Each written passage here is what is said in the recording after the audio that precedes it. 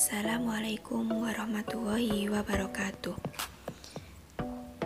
Tebu merupakan tanaman penghasil gula yang menjadi salah satu sumber karbohidrat. Tanaman ini sangat dibutuhkan sehingga kebutuhannya terus meningkat seiring dengan pertambahan jumlah penduduk.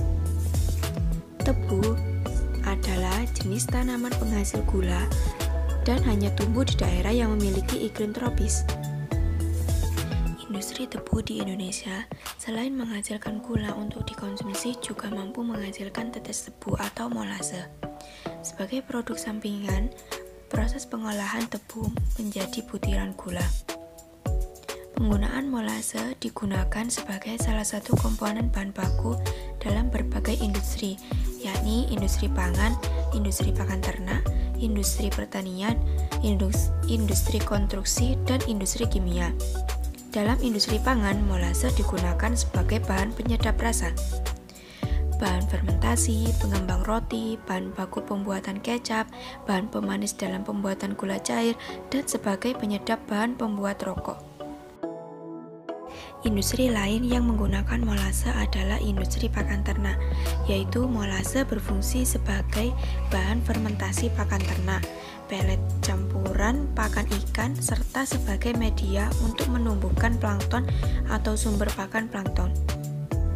Pada industri pertanian, molase dapat dimanfaatkan sebagai media aktivator dalam fermentasi pembuatan pupuk organik dan sebagai sumber makanan untuk penanaman jamur. Permintaan yang datang dari berbagai pihak membuat produk molase memiliki peluang bisnis yang besar, baik di dalam negeri maupun luar negeri.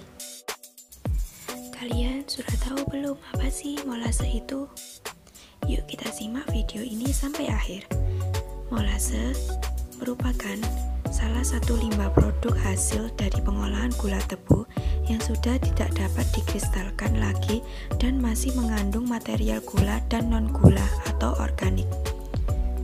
Molase memiliki bentuk berupa cairan yang kental berwarna coklat dengan kandungan sukrosa yang cukup tinggi, yaitu 48% hingga 55%.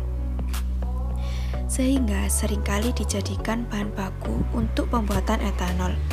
Pada umumnya, molase juga digunakan untuk ruang lingkup peternakan dan juga pertanian. Tetes tebu merupakan limbah pabrik gula yang mempunyai banyak manfaat dan juga sangat membahayakan tergantung pada penggunaannya. Tetes tebu sangat membahayakan apabila digunakan sebagai pupuk langsung ke lahan pertanian tanpa diolah atau diproses dahulu. Hal ini disebabkan karena tetes tebu mempunyai kandungan sodium dan alkohol yang sangat tinggi, sehingga tetes tebu dapat merusak struktur tanah, menyebabkan degradasi kesuburan tanah, dan pada akhirnya dapat mengurangi kualitas dan kuantitas produk pertanian yang mempergunakan tetes tebu sebagai pupuk. Manfaat tetes tebu dalam bahan baku pembuatan produk-produk seperti MSG, etanol, pelet, kecap, dan juga biofuel atau bahan bakar alami dirasa semakin meningkat seiring perkembangan zaman. Di negara Jepang, penggunaan tetes tebu sebagai bahan baku pembuatan biofuel semakin ditingkatkan. Selain itu, tetes tebu dalam jumlah besar dibutuhkan beberapa sentra peternak. Tetes tebu dimanfaatkan secara maksimal sebagai bahan campuran pakan ternak atau minum ternak, sebagai bahan campuran jamu penggemuk ternak, dan juga untuk fermentasi pakan buatan dan fermentasi kotoran ternak. Yuk kita simak apa saja sih manfaat dari molase. Rasa serta aroma khas dari tetes tebu atau molase terbukti dapat meningkatkan nafsu makan pada ternak. Karena itulah banyak peternak yang mencampur molase pada pakan dan minuman ternak. Fakta ini telah banyak diketahui oleh para peternak setelah membandingkan nafsu makan ternak sebelum dan setelah mencampur molase pada pakan atau minumannya. Manfaat yang pertama yakni tetes tebu digunakan untuk menggemukkan hewan ternak. Tetes tebu sebagai tambahan nutrisi pada ternak yang berfungsi membentuk jaringan tubuh. Nutrisi yang cukup akan membuat bobot tubuh ternak cepat meningkat dan juga sehat. Sedangkan produksi daging menjadi lebih maksimal. Manfaat yang kedua, yaitu tetes tebu digunakan sebagai pelet. Penggunaan molase pada pembuatan pelet hanya boleh dilakukan dalam kadar 5% hingga 10%. Bila terlalu banyak mencampur molase, pelet akan terlalu kental dan bisa membentuk gumpalan. Manfaat yang ketiga, yakni tetes tebu digunakan untuk meningkatkan aktivitas mikroba pada rumen. Molase dapat dipecah oleh mikroorganisme di rumen dengan mudah, sehingga aktivitas mikroba menjadi lebih tinggi dan pencernaan sapi menjadi lebih lancar. Oleh sebab itu, molase sering digunakan sebagai bahan pencahar bagi sapi. Akan tetapi, penggunaan molase untuk pencahar tidak boleh terlalu banyak karena bisa menyebabkan diare. Hal ini disebabkan oleh kadar kalium di dalam molase yang cukup tinggi. Manfaat yang selanjutnya yaitu tetes tebu digunakan sebagai sumber gula dan vitamin.